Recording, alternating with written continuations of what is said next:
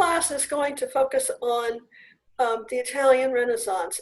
I have always been interested in and inspired by the individuals who made this.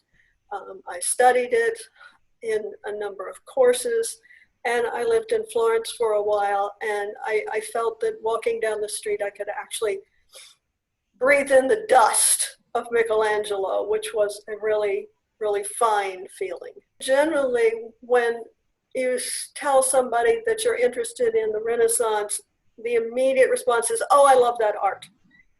And they have this very narrow vision of the Renaissance as being just art.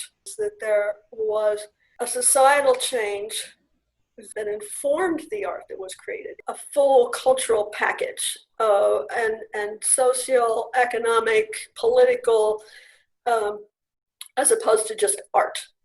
So they can move beyond just going into an art museum and saying, oh, isn't that a pretty picture, or isn't that nice brushwork? And they can stand and say, well, I wonder why he thought that, or I wonder why she painted it that way. The Renaissance, in part, was generated by the great pandemic of the Black Death, which changed many societal values.